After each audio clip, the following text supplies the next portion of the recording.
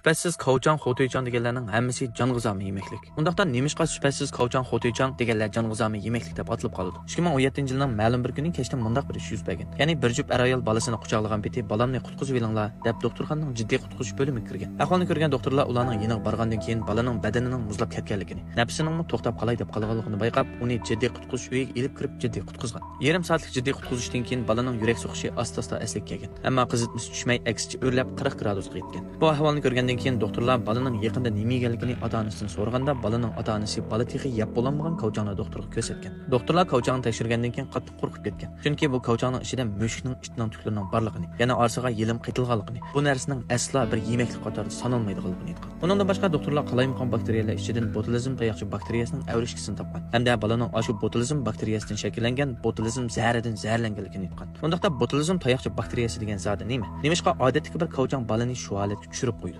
Amaliyotda biz boya degan botulizm tayoqchi bakteriyasi badanga bevosita ziyon paydo qilmaydi. Ammo uningdan shakllangan botulizm zahri sizning hayotingizga xavf berib keladi. Uning ustiga bu xil bakteriyadan shakllangan zahar uzil-kesil mikrobsizlantirilmagan konserva, echitilgan purchoq mahsulotlari, hatto shubhasiz qezla temperaturasi muvofiq holatda, ya'ni 15 gradusdan 45 gradusgacha bo'lganda spora baqinib tirik bakteriyaga aylanib oladi. Shuning bilan ma'lum xil muhitda bu xil tirik bakteriya ko'p miqdorda ko'payadi hamda botulindan zaharlanishni keltirib chiqaradi. Amaliyotda botulizm zahri deganda mushu. Agar tarkibida bu xil modda bo'lgan yemekliklar to'liq qizdirilib bakteriya o'ldirilmasa, odam iste'mol qilgandan keyin zaharlanib qoladi. Hatto hayotda xavf yetadi. Botulizm zahri hargizmi sal qaraydigan narsa emas. U hozirgacha bayqalgan zahri eng kuchli tabiiy moddaning birisi. Undaqda biz yemeklik tanlaganda turmushda hammamiz yoqtirib yeydigan bu xil go'sht mahsulotlari, masalan, kavchang, qizi qatorliqlarni qandoq tanlashimiz kerak? Bularga qandoq diqqat qilishimiz kerak? Buning uchun avval markasi yo'q, ishlab chiqarish vaqti yo'q, ijozatnomasi yo'q, parcha-parat go'sht mahsulotlarini, masalan, bolalarimiz yoqtirib yeydigan go'sht mahsulotlaridan kavchang, ochiq qiza, yana turli mahsulotlarning vaqtiga sifatlikmi emasmi deganlarga alohida diqqat qilishimiz kerak.